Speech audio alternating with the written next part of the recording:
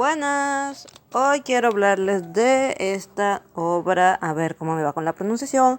Kamigami no Negai, el deseo de los dioses. Sí, mi inglés no es bueno, mi japonés es todavía peor, o sea, inexistente. Aparente que ni siquiera lo intenté pronunciar. Bueno, este es el arco de Aria, que es la rubia que les voy a mostrar a continuación.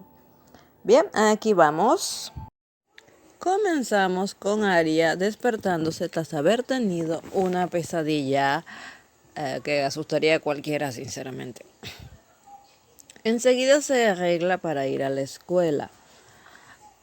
Aria comenta que en su mundo hay magia y que su sueño es defender a las personas. También dice que tiene problemas para hacer magia o que ya no puede hacer magia desde que hubo un incidente que no explica. Aún así no quiere que nadie la compadezca.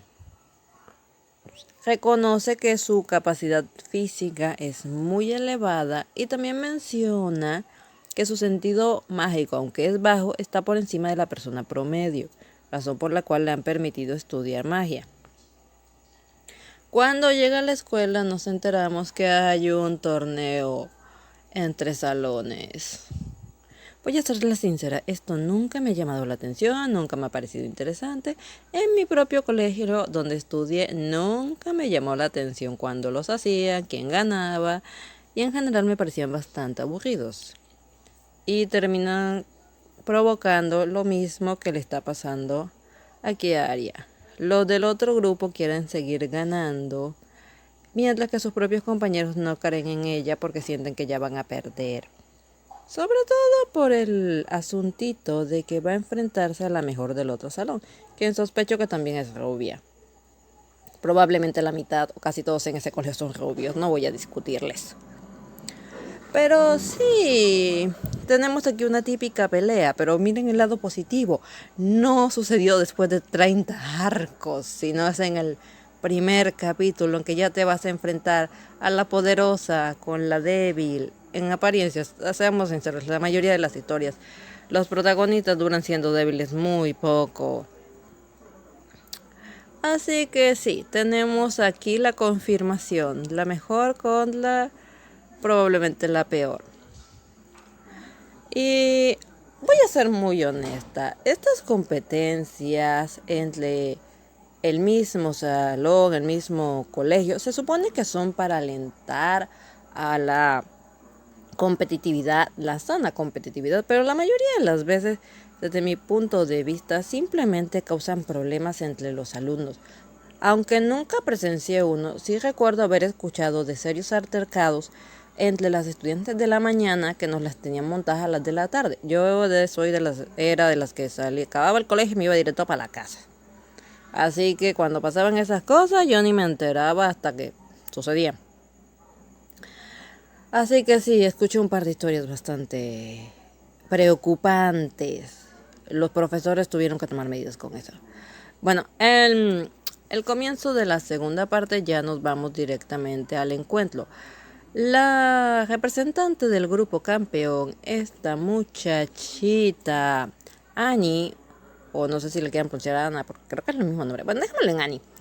Está muy confiada, mientras que tenemos a la protagonista preocupada, comprensiblemente, a pesar de que piensa de que si logra superarla físicamente, debería poder ganarle. Claro que aquí se ve que esta no es engreída por nada, también tiene una buena capacidad física. Me gusta mucho cómo representan la acción y se ve bastante dinámica toda la batalla. Así que sí es muy interesante de ver. Y Annie siempre se mantiene, digamos, tranquila, mientras Arya se ve bastante seria. También agrada que ninguna de las dos llegue a sentirse desesperada, aunque probablemente la batalla tenga solo unos pocos minutos. Por supuesto, Annie decide en su momento atacar usando magia, lo que probablemente indique que estaba solo analizando a Arya, utilizando un ataque de agua el cual por un momento dio la sensación de que había sido derrotada Arya, pero de hecho logra mantenerse en pie y sigue dispuesta a luchar, lo cual sorprende a todos. Los profesores siguen con normalidad, probablemente ya han visto esto varias veces. Y hablando de profesores, este docente en particular se fija en que algo le está pasando a Arya. Y eso, pues, sí intriga. Me gusta cuando hay cosas intrigantes en las historias, no les voy a mentir.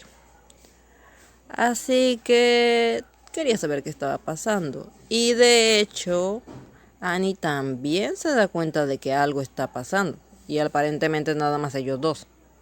A ver, con esto, lo que haya sucedido, Arya logra golpear en la cara a Annie, lo cual la saca de quicio y termina utilizando un ataque que la propia Arya menciona que pudo haberla matado. Se nota que esta Annie tenía mucho que no tenía un rival a su altura. Aquí pensé que la cabeza de esta chica había soportado el golpe, pero viéndolo bien, se desarma antes de que la toque. Y efectivamente fue porque los profesores hicieron su trabajo de profesores, no como en otras historias donde los docentes están ahí de adorno y no están en ningún momento. Digo, yo recuerdo que mis profesores quizás en el descanso estaban todos en un lado, pero si pasaba algo, aparecían los que tenían que aparecer, que eran los coordinadores.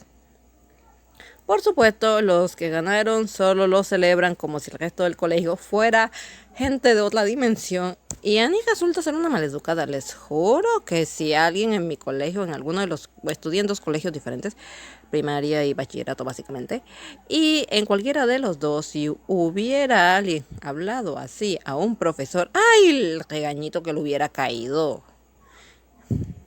Hablo en serio, lo que le hubiera pasado.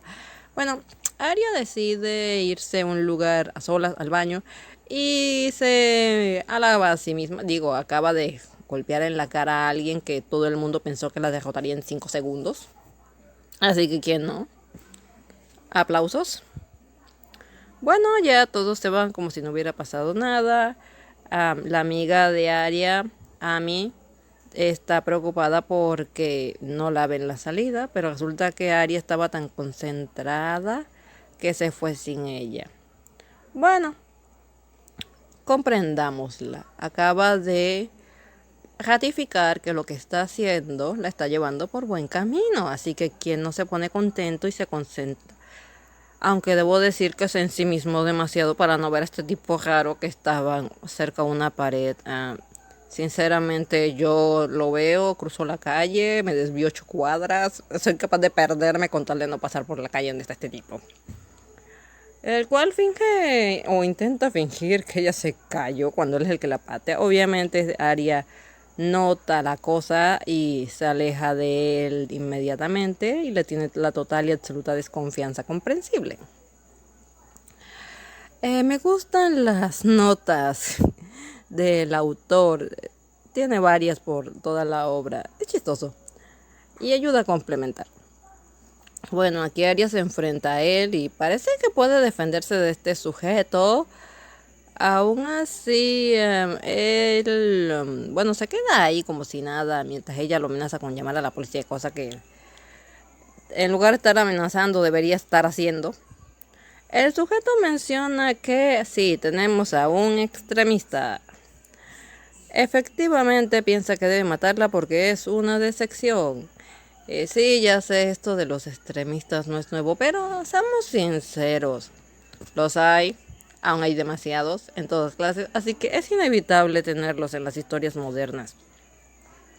Aquí el tipo se pone a pelear y demuestra que era más fuerte de lo que aparentaba en un inicio, pero Arya se niega a dejarse derrotar de este tipo y digamos que tiene su transformación en lo que sea que se vaya a transformar. Literalmente en lo que sea, porque no estoy segura de cómo llamar a esto. O sea, supongo que en la historia tendrá su nombre, pero no lo menciona. El tipo solo dice que es el poder de un sucesor directo. Supongo que más adelante explicarán de qué trata. Así que pues, voy a ser honesta, me gusta el diseño de Arya en... ¿Cómo se llama esto? O sea, está en modo, digamos modo bestia, modo fiera, una cosa así. el pelo de la parte, digo yo que es pelo, de cierta parte del cuerpo no solo es más oscuro, sino que es más largo, bastante interesante. O sea, en la parte de las piernas hace forma de botas y en los brazos como si fueran garras, o bueno, lo que suele es poner algunos en los guantes como cuchillas ahí para que se vean cool. Y sí, o sea, se supone que está cubierto solo de su vello, pero está hecho de tal manera que aún se siente como si tuviera ropa. Así que sí, me encanta mucho este diseño. Bueno, la historia tiene una tercera parte, pero aún no está terminada, así que por eso no se las presento. Voy a dejarles un enlace para que puedan seguirlo leyendo si es de su interés. Y les invito a dejarme cualquier sugerencia de historia latina que quieran ondear, que piensan que quizás se merece una reseña, que está siendo ignorado y no debería estar así.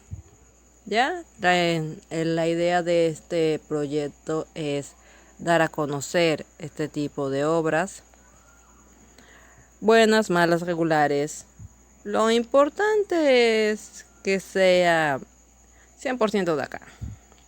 Bueno, eso es todo por ahora. Chao.